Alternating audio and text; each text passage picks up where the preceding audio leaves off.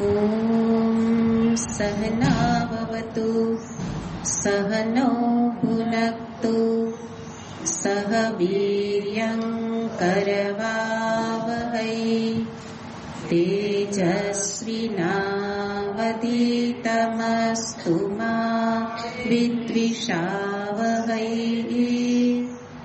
ॐ शान्ति शान्ति शान्तिः। शङ्करं शङ्कराचार्यं केशवं बादरायणं सूत्रभाष्यकृतौ वन्दे भगवन्तौ पुनः पुनः। ईश्वरो गुरुरात्मेति मूर्तिभेदविभागिने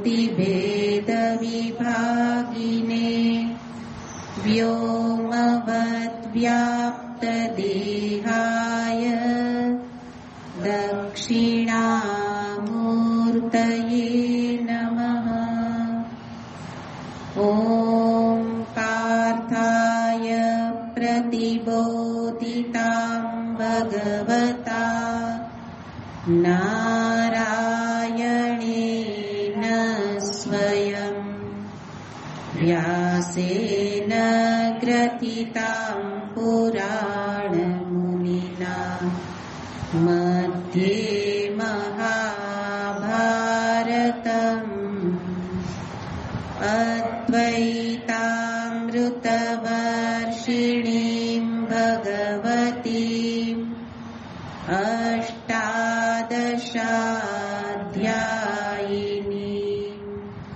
अम्ब त्वामनुसन्दधामि भगवद्गीते भवद्वेषिणी। यं ब्रह्मा वरुणेन्द्ररुद्रमरुतः स्तुवन्ति दिव्यैस्तवैः वेदैः साङ्गपदक्रमोपनिषदैः गायन्ति यं सामगाः। ध्यानावस्थिततद्गतेन मनसा पश्यन्ति यं योगिनो यस्यान्तन्न विदुःसुरासुरगणा देवाय तस्मै नमः। यस्यान्तन्न विदुःसुरासुरगणा देवाय तस्मै नमः।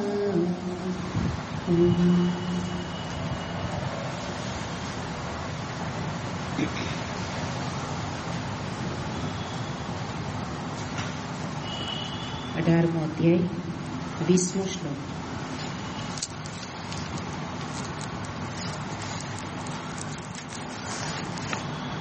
श्रीभगवानुवाच सर्वभूतेषु येनैकं भावमव्ययमीक्षते अविभक्तं विभक्तेषु तज्ज्ञानं विद्धि सात्विकम्।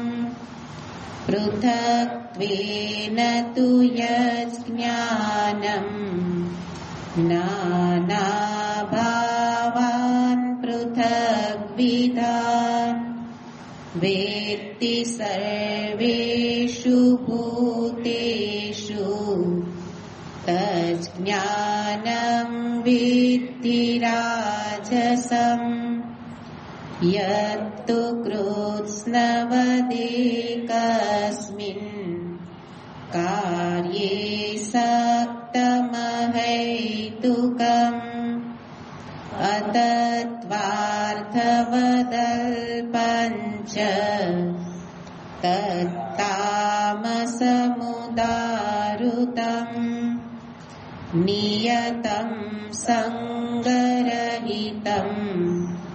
अरागद्वेषतः कृतम् अफलप्रेप्सुना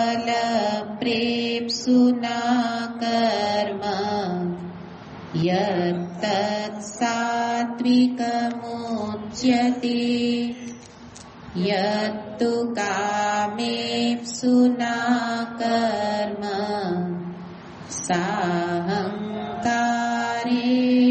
वा पुनः क्रियते बहुलायासम् तद्राजसमुदारुतम्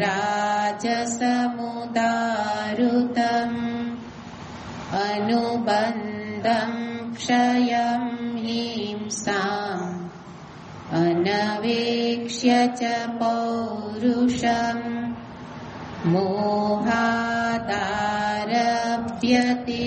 कर्म यत्तत्तामसमुच्यते मुक्तसङ्गो नहं वादी धृत्युत्साहसमन्वितः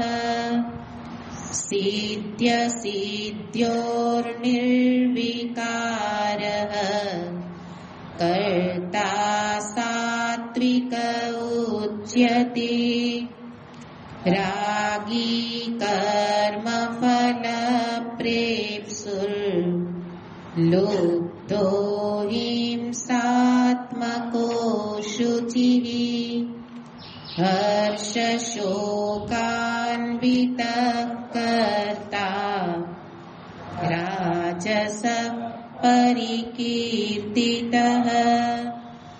अयुक्तः प्राकृतस्तब्धः शठो नैष्कृतिकोलसः विषादी दीर्घसूत्री च कर्ता तामस उच्यते बुद्धेर्भेदं धृतेश्चैव गुणतस्त्रिविधं शृणु प्रोच्यमानमशेषेण पृथक्त्वेन धनञ्जय प्रवृत्तिं च निवृत्तिं च कार्याकार्ये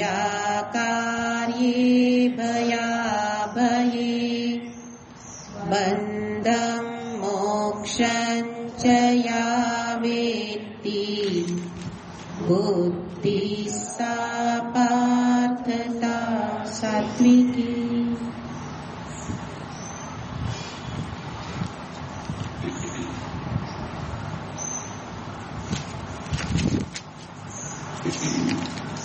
सा बुद्धि सात्विकी हे पार्थ।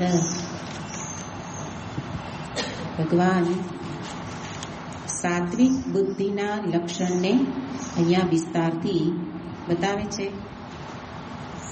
અને એ સાત્વિક બુદ્ધિનું એક શબ્દમાં જ લક્ષણ બતાવ્યું, યા વેત્તિ બુદ્ધિ, જે બુદ્ધિ જાણે. તો જાણવું એને કહેવાય સાત્વિક બુદ્ધિનું લક્ષણ. નિરંતર જાણવાની ઈચ્છા કરવી, અને એના માટે જાણવાની ઈચ્છા તો એમ પણ ઘણા લોકોને થતી રહે છે. કુતૂહલ વશાત પણ થાય, જિજ્ઞાસા પણ થાય, પણ સાથે સાથે ભગવાન એના માટે સ્પષ્ટતા કરે છે કે આ 8 વિષયને જાણવાની ઈચ્છા કરે તો સાત્વિક બુદ્ધિ કહેવાય.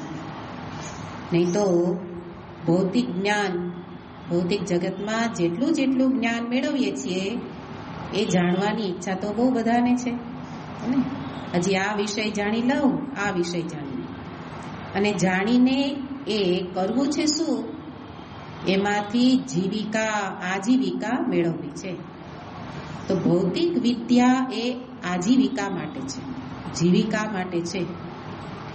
જ્યારે ભગવાન એ જાણવાની વાત નથી કરતા. એ તો સહજ રીતે બધાની અંદર એવી આવડત, કુશળતા રહેલી જ છે. એટલા માટે એ આજીવિકાના સાધન માટે જે જાણવું પડે એ બુદ્ધિને સાત્વિક કહેતા નથી, પણ જીવિકા નહીં, જીવન વિશે, જીવનના આ વિષયોને જાણે. અને એના માટે ભગવાન અહીંયા શબ્દ પ્રયોગ કરે છે. અને ગીતાજી એને બુદ્ધિશાળી કહે છે, જેણે બુદ્ધિનો સાચી દિશામાં યોગ્ય ઉપયોગ કર્યો. બુદ્ધિશાળીનું આ લક્ષણ છે કે જેણે બુદ્ધિનો સાચી દિશામાં યોગ્ય માર્ગે ઉપયોગ કરે. એ સાચી શિક્ષા, એ સાચું શિક્ષણ. ભૌતિક જગતનું શિક્ષણને શાસ્ત્ર શિક્ષણ નથી કહેતા. સાચી શિક્ષા એ તો આ રીતે છે. અને એટલે ભગવાન બતાવે છે એમાં જાણવું, તો આપણે કયા વિષયને જાણવું એ પણ સ્પષ્ટ કરતા ભગવાને અહીંયા બતાવ્યું. અને એના માટે આ 8 વિષયને જે જાણે તો એ બુદ્ધિ સાત્વિક કહેવાય. એટલે કે બુદ્ધિમાં એ વિષયને જાણવાનું સામર્થ્ય પ્રગટ કરે. કારણ કે એમને જાણવાની ઈચ્છા નહીં થાય. જગતના વિષય જાણવાની ઈચ્છા થશે, પણ આ વિષયને જાણવાની ઈચ્છા નહીં થાય. પ્રવૃત્તિ શબ્દથી જ લઈ લ્યો, હે ને, કે પ્રવૃત્તિ કોને કહેવાય, આપણને ક્યારે જાણવાની ઈચ્છા થઈ? પ્રવૃત્તિ બહુ કરીએ છીએ, પણ સાચી પ્રવૃત્તિ કોને કહેવાય, જાણવાની ઈચ્છા નથી થઈ. એટલે એને માટે પ્રયત્ન કરવો પડશે. એટલે આપણે વિસ્તારથી જોવાનું છે, કારણ કે આ તો આપણું જીવન બનાવવાની વિદ્યા છે. એટલે જીવનના વિષયો છે, એટલા માટે જાણવાનું તો કહ્યું, પણ એ જાણવાનું કેવી રીતે? તો એના માટે બુદ્ધિમાં આટલા ગુણો કેળવે.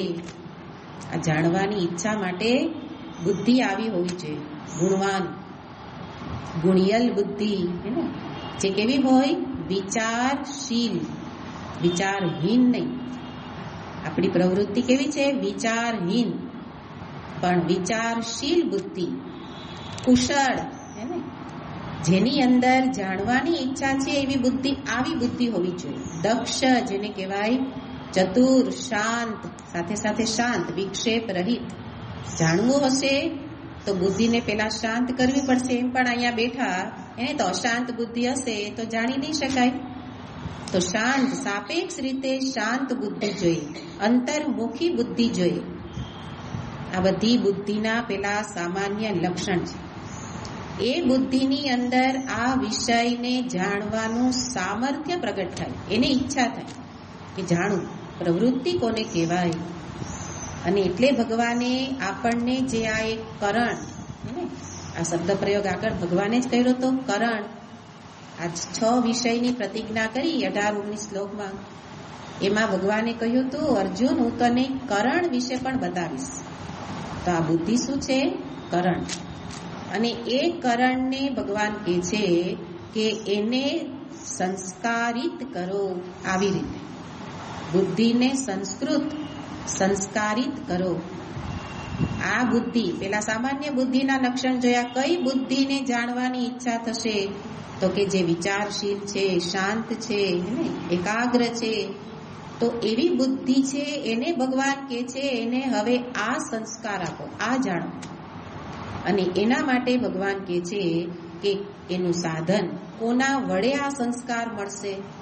સંસ્કાર તો બધાને જોઈએ છે, એને પણ દિશા ખબર નથી, એટલે પછી સંસ્કાર પ્રાપ્ત થતા નથી. તો ભગવાન કહે છે સત્સંગથી સંસ્કાર પ્રાપ્ત થશે.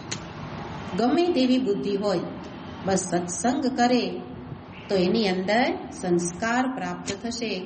ભક્તિથી સંસ્કાર પ્રાપ્ત થશે, ઈશ્વર અનુગ્રહથી સંસ્કાર પ્રાપ્ત થશે, શાસ્ત્ર શ્રવણથી, શાસ્ત્ર સ્વાધ્યાયથી બુદ્ધિમાં સંસ્કાર પ્રાપ્ત થશે. એનાથી આગળ ધ્યાનાભ્યાસથી, યોગાભ્યાસથી હે ને, બુદ્ધિ એકાગ્ર શાંત થાય, આ બધા સાધન છે. એ સાધન તમે કોઈ પણ અવસ્થામાં, એ ભલે બુદ્ધિ તામસિક છે, રાજસિક છે, કોઈ પણ બુદ્ધિ હોય, પણ એ બધા સાધન અભ્યાસ કરી શકે અને એનાથી બુદ્ધિ સંસ્કારિત થશે. અને એના માટે અહીંયા કે છે ત્યારે એ બુદ્ધિને આ 8 વિષયનું યથા યોગ્ય જ્ઞાન પ્રાપ્ત થશે. ત્યારે એ બુદ્ધિ કેવી બનશે? સાત્વિક. તો એવું નહીં કે સાત્વિક બુદ્ધિ વાળા જ સત્સંગ કરે, હે ને. સત્સંગ, ભક્તિ એ બધા જ સાધન કોઈ પણ વ્યક્તિ કરી શકે. ઇવન આ શ્રવણ, હે ને, તો વેદાંત શ્રવણ પણ બધા કરી શકે. વેદાંત શ્રવણથી સ્વરૂપ સ્થિતિ સુધી બધા ન પહોંચી શકે, પણ વેદાંત શ્રવણથી આ ગુણ બુદ્ધિમાં બધા લાવી શકે. એટલે ભગવાન એના ઉપર વિચાર કરાવે છે, કારણ કે બુદ્ધિને વિચાર વિના સંસ્કાર પ્રાપ્ત ન થાય. એટલે નિરંતર આપણે 1 કલાક શું કરીએ છીએ? વિચાર, અને વિચારથી જ સંસ્કાર પ્રાપ્ત થાય. એટલે આપણે હવે પહેલો વિષય લીધો, પ્રવૃત્તિ વિશે જાણો, વ્યક્તિ. ગયા વખતે આપણે ઘણા બધા પોઈન્ટ જોયા કે આ પ્રકારે પ્રવૃત્તિ વિશે જાણો. પ્રવૃત્તિનો એક વાક્યમાં જ અર્થ થાય, જેને આપણે કહીએ છીએ શાસ્ત્રમાં એને પ્રવૃત્તિ નથી કહેતા, હે ને. શાસ્ત્રમાં પ્રવૃત્તિ એ જ છે, શાસ્ત્ર વિહિત થતું કર્મ, એને જ પ્રવૃત્તિ કહેવાય. પ્રવૃત્તિનો અર્થ શાસ્ત્ર વિહિત, એટલે કે કરવા જેવું હોય તે કરે. એનો હવે ઊંધો અર્થ લઈ લો, બીજો વિપરીત અર્થ, કે અયોગ્ય કર્મને શાસ્ત્ર પ્રવૃત્તિ જ કહેતા નથી. તો અયોગ્ય દિશામાં અયોગ્ય થતું કર્મ એ સાચી પ્રવૃત્તિ નથી. એટલે ત્યાં શરૂઆત ત્યાંથી કે એને છોડો. અયોગ્ય દિશાના પ્રવૃત્તિ થતી એ બંધ હેતુ છે. આગળ ભાષ્યકારે કહ્યું પ્રવૃત્તિ બંધ હેતુ. અયોગ્ય દિશામાં અધર્મ કર્મ થાય એ બંધનનું કારણ છે. અને એટલે પહેલા પ્રવૃત્તિને જાણો, અને એ જ બંધનનો હેતુ. જે પ્રવૃત્તિ બંધનનો હેતુ છે એને જ શું બનાવો? મુક્તિનું સાધન. કાંટાથી જ કાંટો કાઢી શકાય. કાંટાથી જ કાંટો કઢાય તો જે કર્મ રૂપી કાંટો એ શું કરે છે? મને બંધન કરનારું છે. એ જ કર્મને સાચી રીતે કરવું તો એ બની જાય મુક્તિનો હેતુ. એ જાણવાનું છે કે આ બંધન હેતુમાંથી મુક્તિ હેતુ કેવી પ્રવૃત્તિ બની શકે.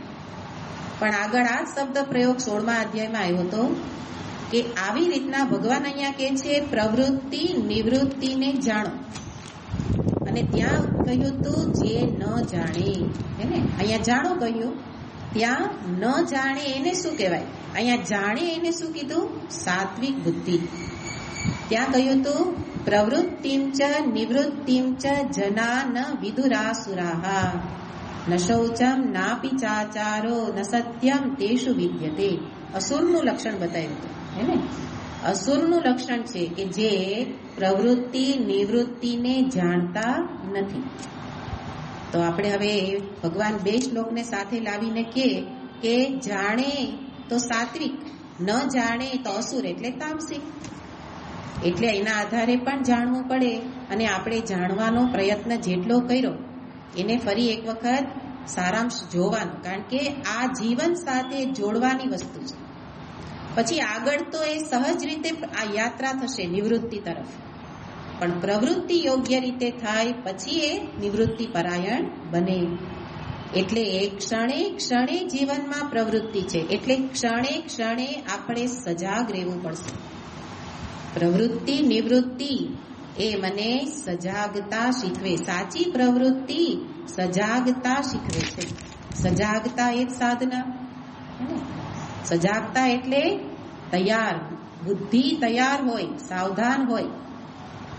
આ જગ્યાએ આ બોલવાનું છે, આપણે જોયું હતું કે આ કરવાનું નિયત કર્મ છે. સજાગતા શેના માટે? આટલા વિચાર માટે. આ નિયત કર્મ છે. આ યોગ્ય દેશ છે, આ યોગ્ય કાળ છે, આટલી માત્રામાં ઉદ્યમ જરૂરી છે, આ બધો વિચાર એને તો નિયત કર્મનો પહેલો વિચાર. જેમ કે વાણીથી થતું એ પણ શું છે?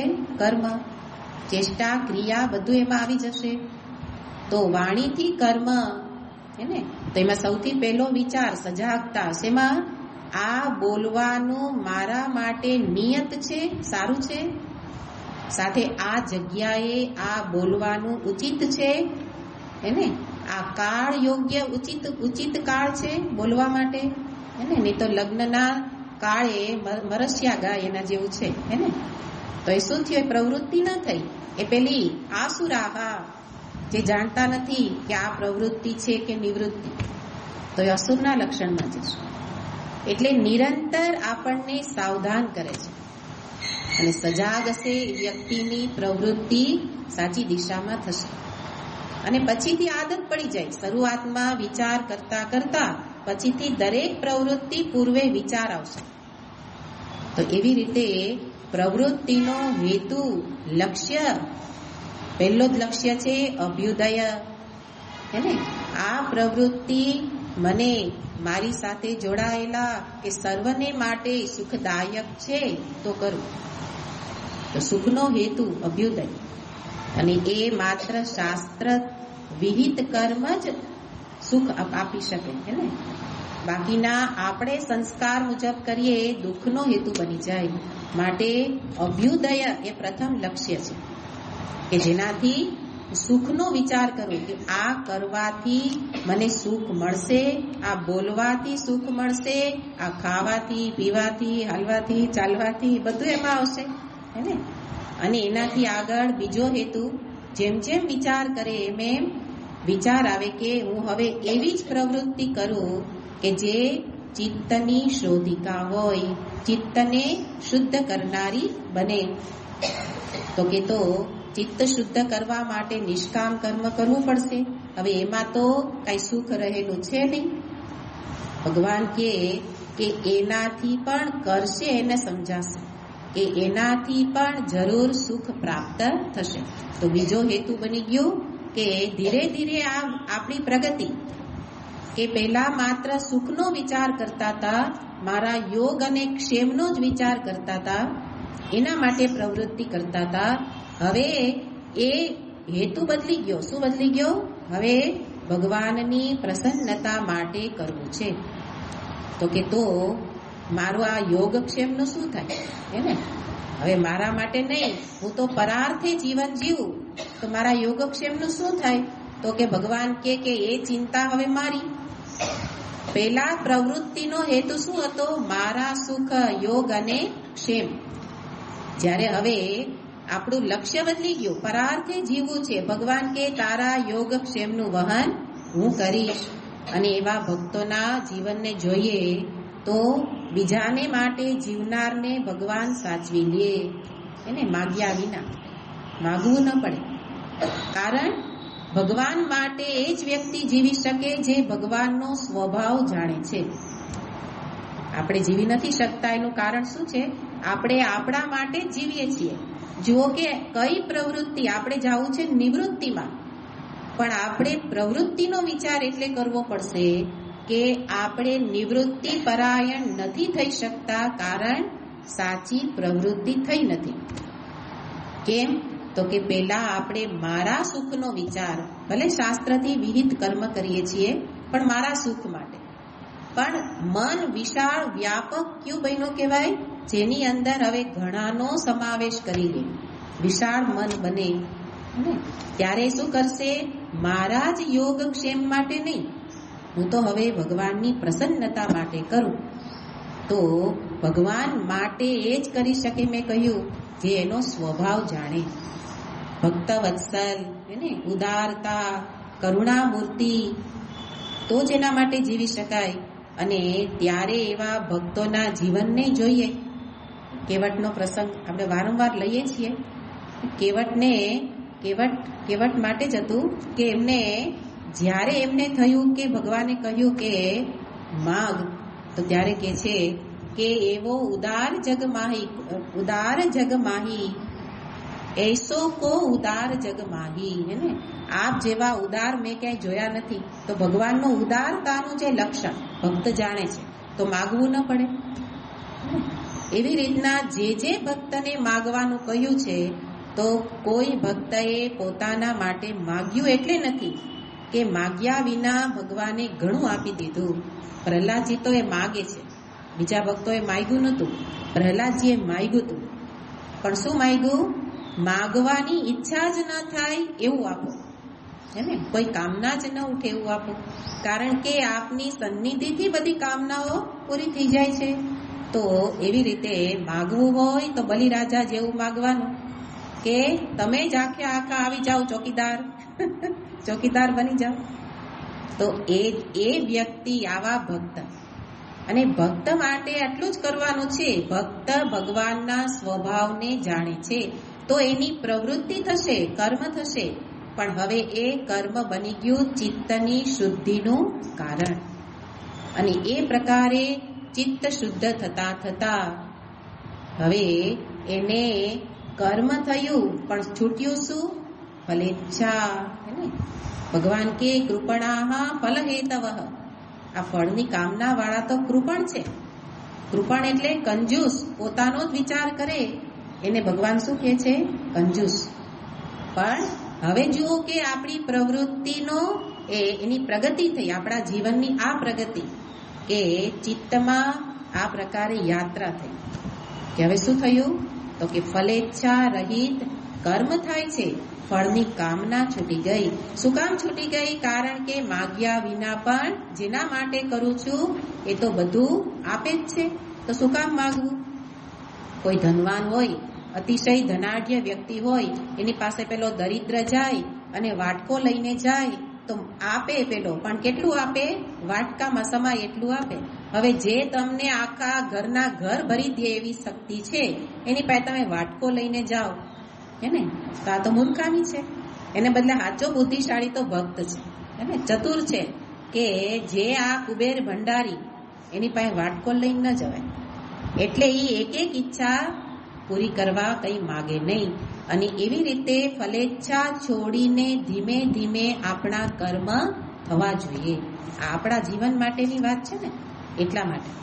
અને એવી રીતે હવે જીવન બની ગયું, બે વસ્તુ છે. આ જીવન કેવું બની ગયું? કર્તવ્ય પરાયણ. ફલેચ્છાનો ત્યાગ કરી અને જે જીવન બન્યું, જે કર્મ થયું એ કેવું બનશે? કર્તવ્ય પરાયણ. બસ કર્મ કરતી વખતે જ અહીંયા ધ્યાન રાખવું, મારે કેવી રીતે કરવાનું છે, શાના માટે, કોના માટે, હે ને. જ્યારે બીજો વ્યક્તિ પેલો ઈચ્છા પરાયણ, તો એના માટે તો આપણા શાસ્ત્ર કે કૃતિમહો દધૌ પતન કારણમ.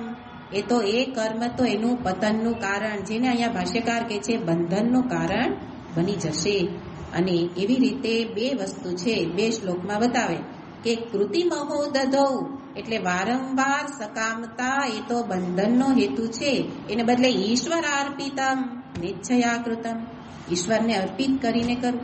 તો બધું યાદ ન રહે તો આ બે જ વસ્તુ યાદ રાખવાની કે મને આગળ લઈ જનારી પ્રવૃત્તિ કઈ અને મને પતન કરાવનારી પ્રવૃત્તિ કઈ. અને એના માટે ધીમે ધીમે જે કર્તવ્ય પરાયણ વ્યક્તિ એ જ આગળ જતા એને ચિત્ત શુદ્ધિ રૂપી ફળ, ચિત્ત નિર્મળ થઈ ગયું. હવે જેના માટે તમે નિરંતર કર્મ કરો છો એના માટે તમારા ચિત્તમાં ભાવ પ્રેમ જરૂર જાગે, હે ને. આ જો કે હવે આગળની સીડીમાં લઈ જાય છે કે આખી એક સીડી છે. કર્મ એ અતિશય, કર્મનું આ રહસ્ય છે. અને ગીતાજી બતાવે કે કર્મ દેખાય છે એટલું ઉપર છેલ્લું એનું મહત્વ નથી, એ બહુ ગહન છે. ગહના કર્મણો ગતિ. પણ આ ગહનતા, આ રહસ્ય છે કે આ જ કર્મ કઈ રીતે પતનનું કારણ, કઈ રીતે ઉન્નતિનું કારણ બને. તો કે છે આવી રીતે કરેલું કર્મ કે જેણે આગળ જોયું કે નિરંતર ઈશ્વરની પ્રીતિ અર્થે કરે, કર્તવ્ય છે, જે પ્રાપ્ત થયું ભગવાન પ્રસન્ન થાય એવી રીતે બોલું, ચાલું, હરું ફરું બધા કર્મ એના માટે કરું. હવે તમે પણ આપણે લૌકિક કર્મમાં જોઈએ છીએ કે તમે જે વ્યક્તિને માટે નિરંતર કરો એને એ જ તમને યાદ આવે. તમે યાત્રામાં જાઓ તો તમને જેના માટે પ્રેમ હશે એ યાદ આવશે, આના માટે આ લઈ લઉં, આના માટે આ લઈ લઉં, હે ને. એટલે તમારા મનમાં નિરંતર એ વ્યક્તિ રહેલી છે. હવે જે વ્યક્તિ ભગવાન માટે કરતો હોય, હે ને, તો એ પણ વસ્તુની ખરીદી કરે, પણ મારા ભગવાનને આ ગમશે, આ લઈ લઉં, મારા ભગવાન માટે લઈ લઉં.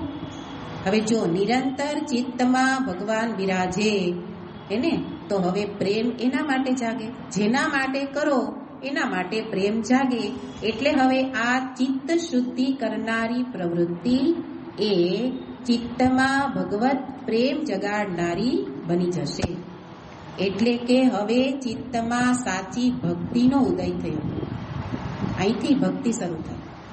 આપણે ભક્તિ કરીએ છીએ, ભક્તિમાં પ્રેમ કોના માટે છે એ પ્રશ્ન નથી કરતા, હે ને. પ્રશ્ન ભક્તિ માટે, સાચી ભક્તિ કરીએ ત્યારે આ પ્રશ્ન પૂછે કે ખરેખર પ્રેમ કોના માટે છે, આ જીવન જીવીએ છીએ કોના માટે. પેલો પ્રવૃત્તિ પરાયણ, કર્તવ્ય પરાયણ વ્યક્તિ કે જેણે હવે પ્રવૃત્તિના કેન્દ્રમાં ઈશ્વરને રાખ્યા, લૌકિક કર્મ કરનારી ઈચ્છા પરાયણ વ્યક્તિ એને કાં તો પોતે કેન્દ્રમાં છે, કાં તો મારા વાલા, હે ને, સગા અને વાલા. જ્યારે ભક્તને માટે તો એક જ વાલો અને એ જેના કેન્દ્રમાં હોય તો પછી ભગવાનને માટે પ્રેમ જાગે. પ્રેમ એમને એમ ન થાય, હે ને. જેની સાથે સતત રહો એની જ સાથે પ્રેમ થાય. જેનું સ્મરણ વારંવાર કરો એના જ માટે પ્રેમ જાગે. એટલે હવે આ કર્તવ્ય પરાયણ વ્યક્તિના ચિત્તમાં ભગવત પ્રેમ જાગ્યો. એટલે હવે અહીંથી પ્રવૃત્તિનું પ્રયોજન પૂરું થઈ ગયું. હવે ભગવાનનો કબજો, એના ચિત્તમાં ભગવાનનો કબજો ભગવાને લઈ લીધો. હવે એને કાંઈ કરવાનું નથી. તો આપણા પુરુષાર્થ, આપણો ઉદ્યમ અહીંયા સુધી જ છે કે આપણે સજાગતાથી આપણા લક્ષ્યને બદલતા જઈએ અને પછી જ્યારે ચિત્તમાં ભગવાન પ્રવેશે તો એના માર્ગે જ લઈ જાય, હે ને. અને એટલે જ્યારે ચિત્તમાં ભક્તિ જાગે, ભગવત પ્રેમ જાગે, સાચો પ્રેમ, ત્યારે એના ચિત્તમાં નિવૃત્તિની ઈચ્છા થાય. આપણા ચિત્તમાં નિવૃત્તિની ઈચ્છા તો થાય છે, પણ એનું પ્રયોજન જોજો કે આપણે જ્યારે કોઈ વસ્તુથી, વ્યક્તિથી દુઃખી થયા તો આપણને થાય છોડો, આ કાંઈ કરવા જેવું નથી, પણ એ ટકે નહીં, હે ને. પણ સાચો પ્રેમ જાગે ત્યારે પછી એ પ્રવૃત્તિ જાણે કે સરકી જાય, છૂટી જાય. છોડો તો ઓલી કાચી કેરી જેવું છે. કાચી કેરી એમાં મીઠાશ ન હોય કારણ કે આપણે તોડી, પણ જે કેરી પાકીને પડે સહજ રીતે, હે ને, એમાં મીઠાશ હોય. અને એવી જ રીતે પ્રવૃત્તિ પાકી ગઈ. કઈ પ્રવૃત્તિ?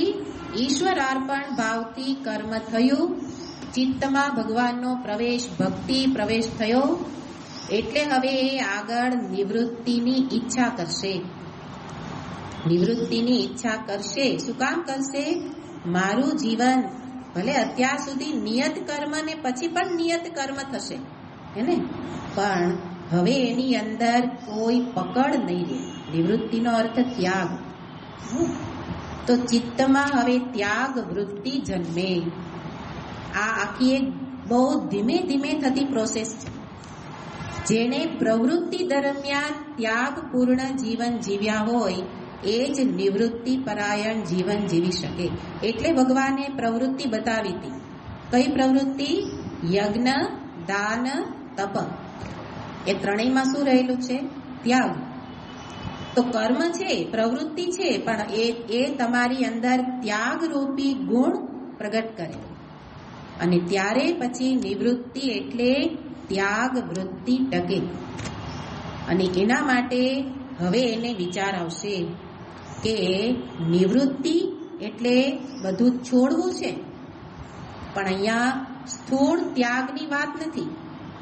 ચિત્તમાંથી બધી પકડનો ત્યાગ, બધી આસક્તિઓનો. પેલા ફલાશક્તિ આપણે જોઈ કે ઈશ્વર અર્પણ ભાવથી ફલાશક્તિ છૂટી હતી, હવે આ વ્યક્તિની કર્માશક્તિ પણ છૂટી ગઈ, કારણ કે પ્રવૃત્તિનું અંતિમ લક્ષ્ય આટલું જ છે. પ્રવૃત્તિ જીવનભર કરવાની નથી. પ્રવૃત્તિ જ્યારે મને પરિપક્વ બનાવે, આ પરિપક્વતા છે એને, કે હવે જીવનમાં પ્રાપ્તવ્ય શું છે, મારે જીવનમાં કોની પ્રાપ્તિ કરવાની છે, હવે સ્પષ્ટ થઈ ગયું. તો હવે કર્માશક્તિ પણ છૂટી ગઈ.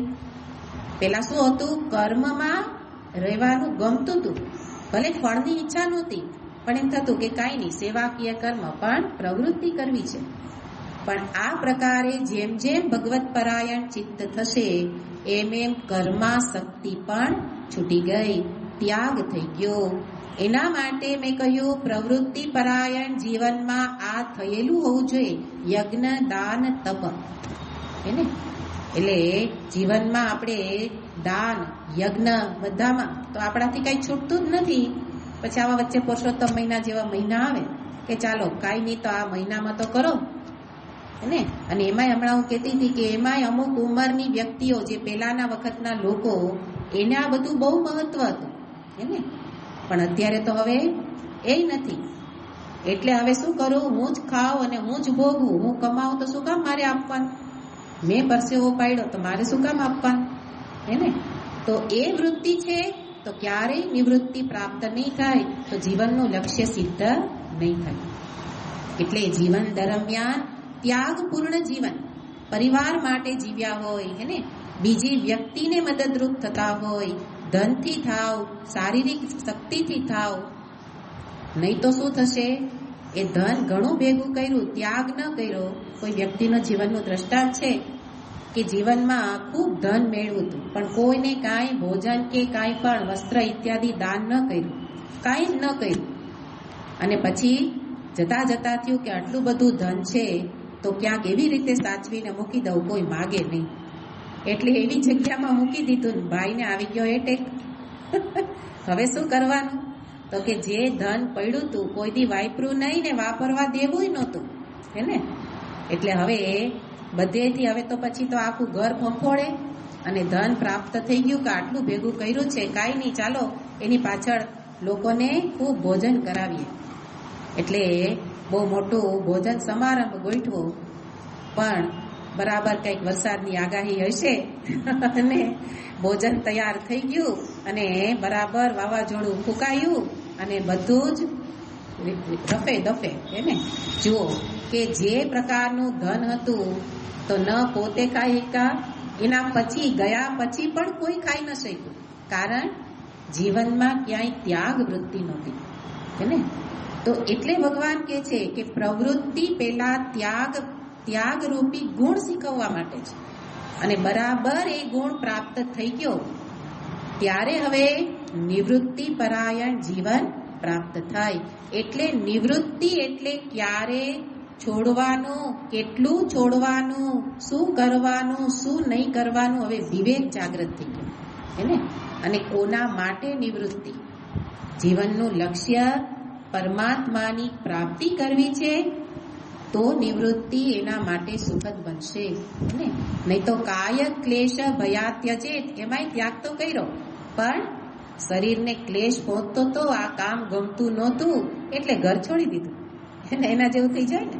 ભગવાને આગળ કહી દીધું છે આ બધી વાતો કે શરીરને ક્લેશ પડે, મનને ક્લેશ પડે એટલે આપણે ત્યાંથી ભાગી જઈએ, છોડી દે. એ ત્યાગ ટકે નહીં. એટલે અહીંયા કહે છે કે જીવનભર પ્રવૃત્તિ દરમિયાન ત્યાગરૂપી જેણે ગુણ શીખ્યો એ જ આગળ જતા જીવનનું એને લક્ષ્ય નિશ્ચિત છે તો જ એ નિવૃત્તિ પરાયણ. તો હવે એમાંય શું કરવાનું છે, પ્રવૃત્તિ તો થશે પણ જરૂર પૂરતી, માત્ર અમુક નિશ્ચિત થયેલી એટલી જરૂર પૂરતી. એટલે જે પ્રવૃત્તિ મારા લક્ષ્યની સિદ્ધિમાં સહાયક હોય એટલી જ પ્રવૃત્તિ થશે. શાસ્ત્ર એને છૂટ આપે કે એના માટે પછીથી લક્ષ્ય સિદ્ધિ માટે જરૂરી પ્રવૃત્તિ થશે. એટલે અહીંયા કહે છે કે એવા નિવૃત્તિ પરાયણને માટે તો સાધન પંચકમમાં ઘણા બધા નિયમો બતાવ્યા છે. અરતિહી જન સંસદિહી, કે જ્યાં જન સંસદી ન હોય ત્યાં રહેવું, પણ જે વ્યક્તિ અરતિહિ જન સંસદિહિ, જેને હવે જન સંસદીમાં રતિ નથી.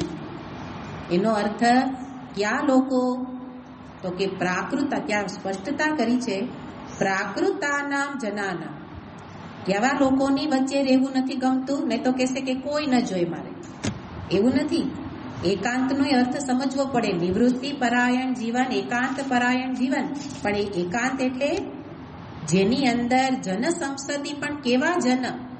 પ્રાકૃત જન, જે લૌકિક ભૌતિક લોકો હે ને, જે અસંસ્કૃત ચિત્તવાળા, અશુદ્ધ ચિત્તવાળા, રજસ તમસ ચિત્તવાળા લોકો, એની વચ્ચે અરતિહિ, ન રહેવાનું પસંદ કરે.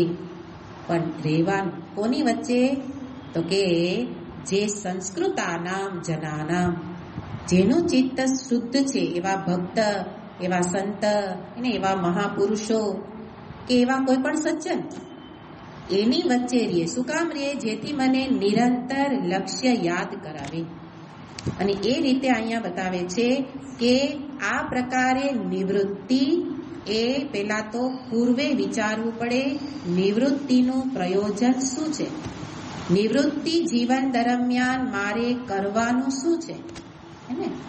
બીજા ઉપર ભારરૂપ થવાનું નથી, પણ જીવન એવું બને કે બીજાને પણ સહાયક બને, બીજાને માર્ગદર્શક, બીજાને માટે પ્રેરણા સ્ત્રોત બને.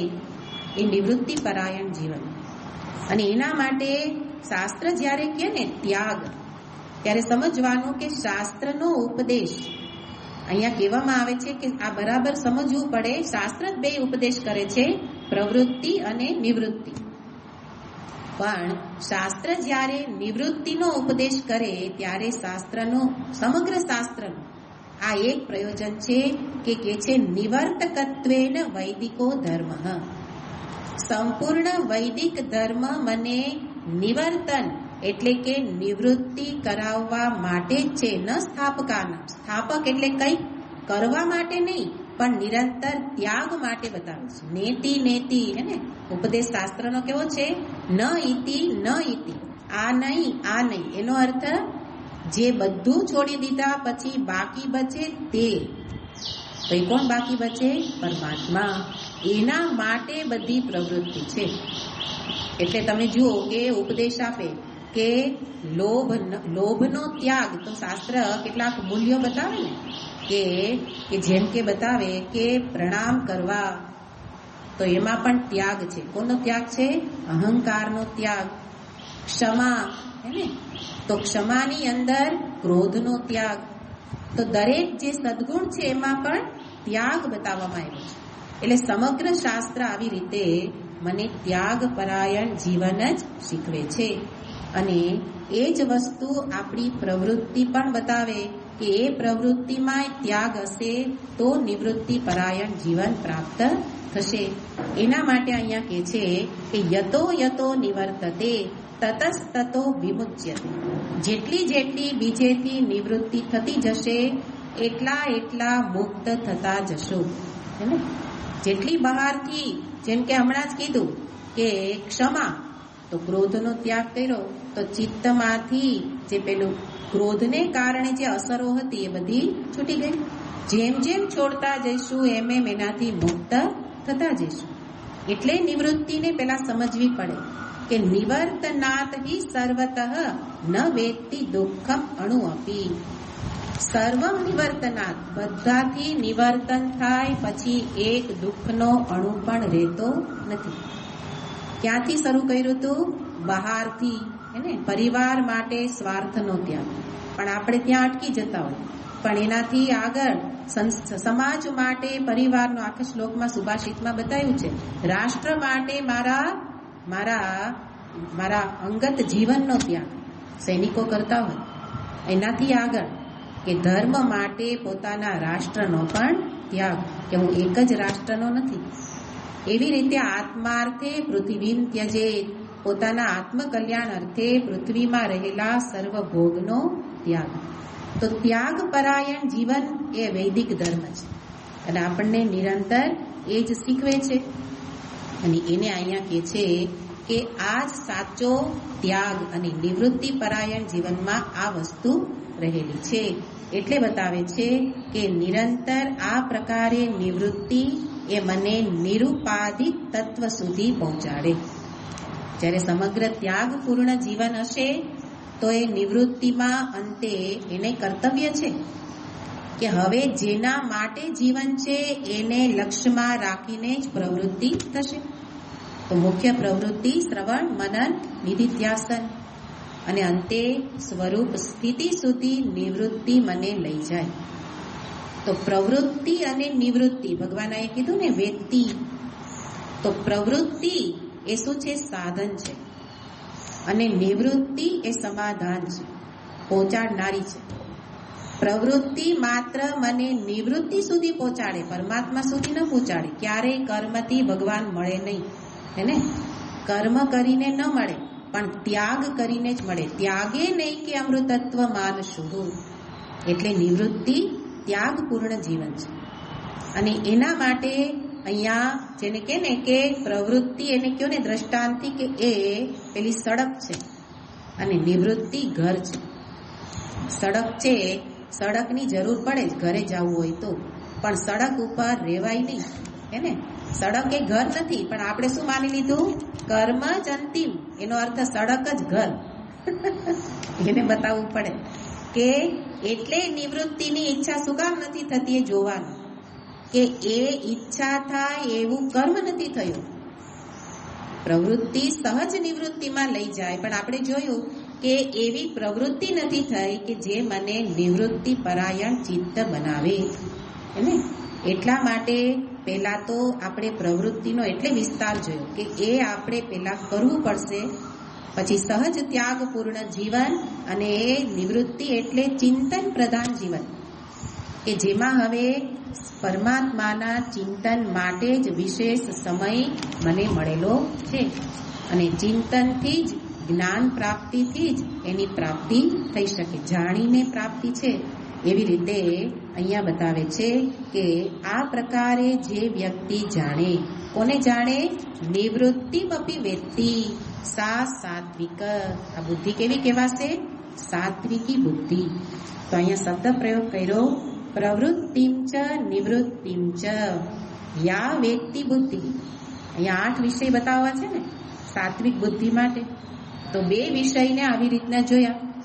એમાં વિસ્તાર આપણે પ્રવૃત્તિનો એટલે જોયો કે આપણે એ કરવાનું છે, એ લક્ષ્ય બદલતા જવાનું, કર્મ પાછળનું પ્રયોજન બદલતા જવાનું. કોના માટે કરું છું, હે ને?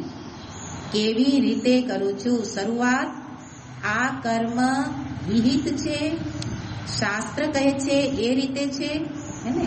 તો એ કરું. સ્વાર્થે કરું છું, ભલે કરું, પણ શાસ્ત્ર વિહિત છે. એનાથી આગળ નિસ્વાર્થ, તો કે બીજાને માટે કરું.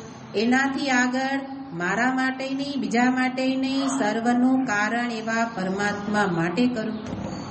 અને પછી ભગવાન કબજો જમાવી દે કે હવે તું મારા માટે કર, તો પછી આખે આખો મારો જ થઈને રહી જા.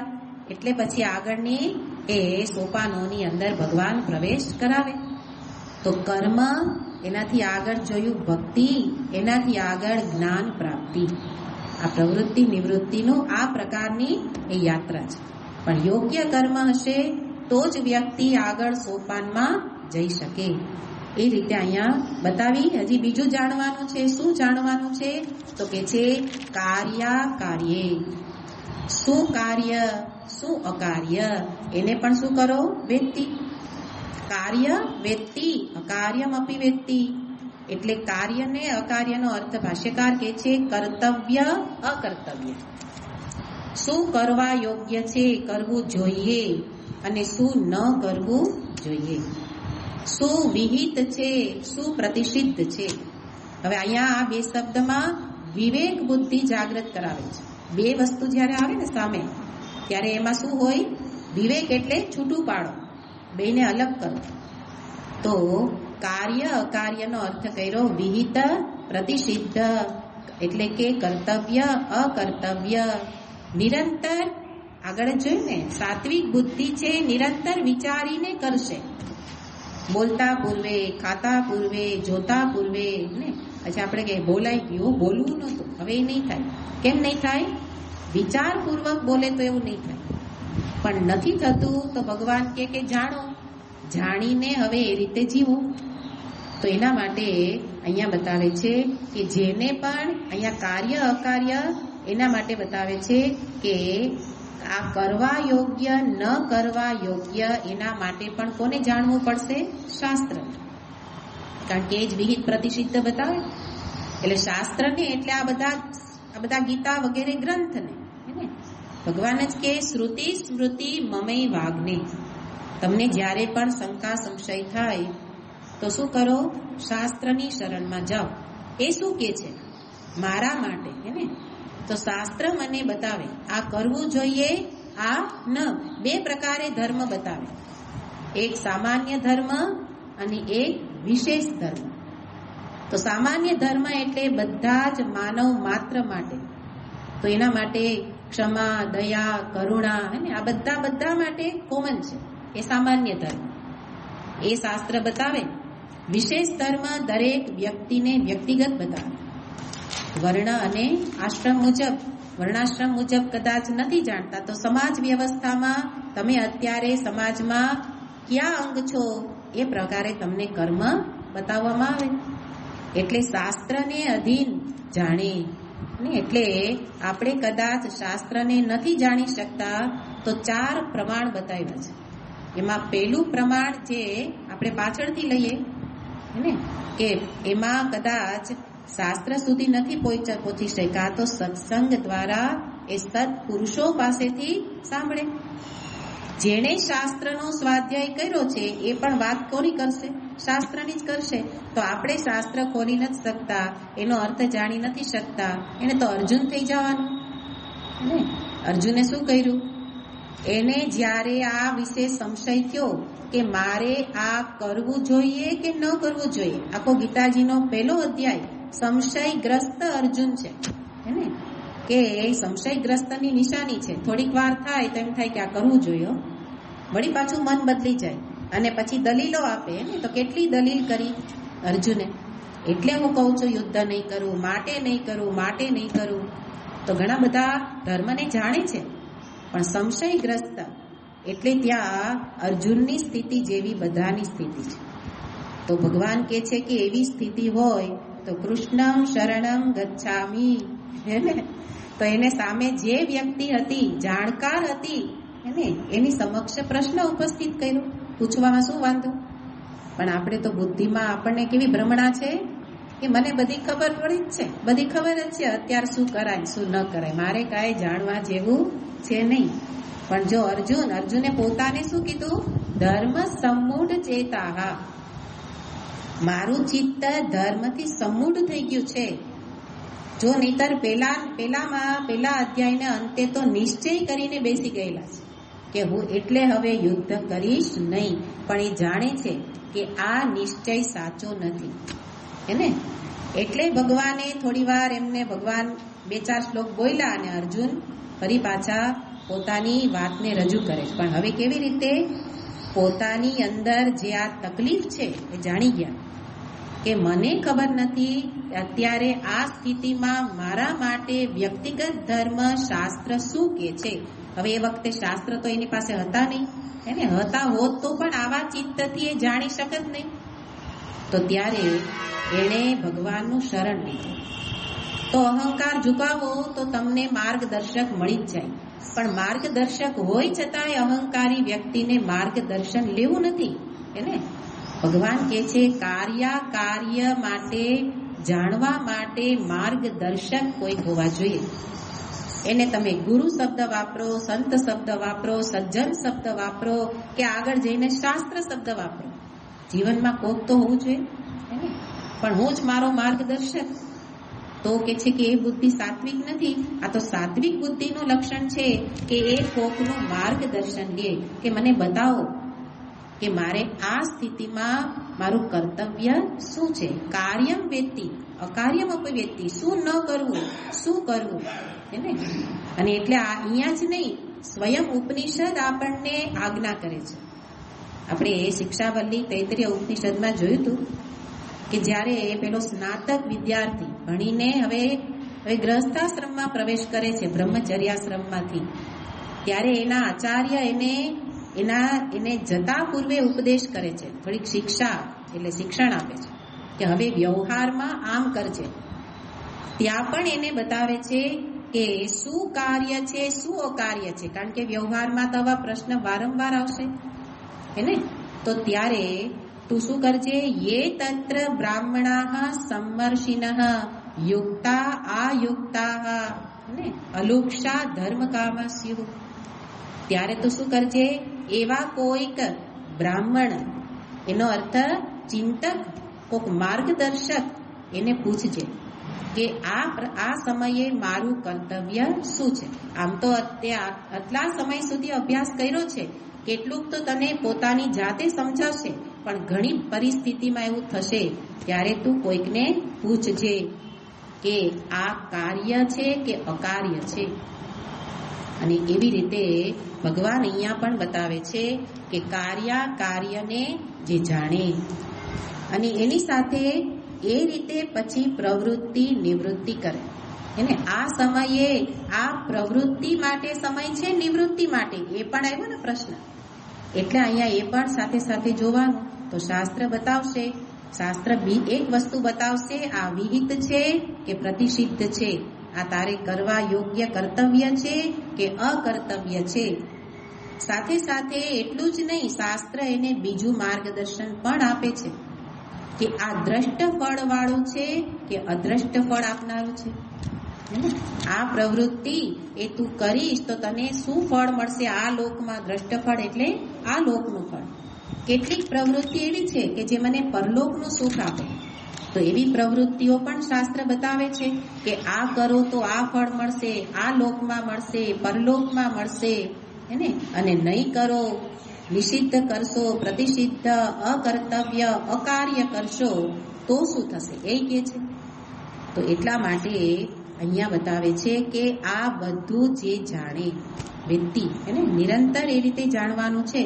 તો આ પ્રકારે જે વિવેક કરે તો એને જરૂર આગળ જતા શાસ્ત્ર પ્રમાણ દ્વારા એ જાણી શકે કે આ દેશ, આ કાળ, આ સમય, આ જગ્યા, આ સમય, એમાં મારા માટે ચોક્કસ કર્તવ્ય કયું છે. સમયે સમયે કર્તવ્ય બદલે છે તો દરેક સમયે પેલા પોતાની વિવેક બુદ્ધિથી વિચારે, અને પોતાની વિવેક બુદ્ધિ ન ચાલે તો બીજાની બુદ્ધિનો સહારો લ્યો એમ ભગવાન કહે છે. અને એવી રીતે જાણે, નહીં તો વિવેકના અભાવમાં એટલે કે અવિવેકી તો અવિવેકીને માટે પેલાને જાણશે તો સુખ મળશે, અવિવેકીને માટે દુઃખ ભોગવશે. આ તો બે જ માર્ગ છે, સુખનો અને દુઃખનો. વિવેક ભગવાન તો બધું બતાવી દે કે આમ છે, ચાલવું એ મારે કરવાનું છે. અને એટલે આ બધું જે જાણીને કરશે તો કે છે એને દ્રષ્ટ પ્રયોજન હશે તો આ લોકનું સુખ પણ મળશે, શાસ્ત્રજનિત કરશે તો, અને ન કરે તો દુઃખ મળશે. એવી રીતે પરલોકનું સુખ જોઈએ છે તો આ રીતે કરશે તો મળશે, આ રીતે નહીં કરે તો નહીં મળે. એવી રીતે બધું જ અહીંયા માર્ગદર્શન લેવા માટે ભગવાન બતાવે છે. તો કાર્યનો નિશ્ચય પણ કરનારી બુદ્ધિને શું કહ્યું? સાત્વિક બુદ્ધિ. એ રીતે અહીંયા 4 વિષયને બતાવ્યા. હજી આગળ બીજા 4 વિષયને બતાવશે.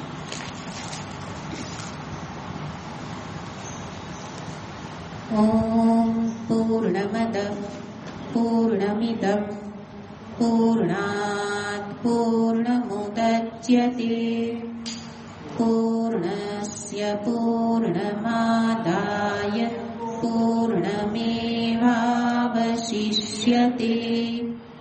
ઓમ શાંતિ શાંતિ શાંતિ. હરિ ઓમ શ્રી ગુરુભ્યો નમઃ. હરિ ઓમ.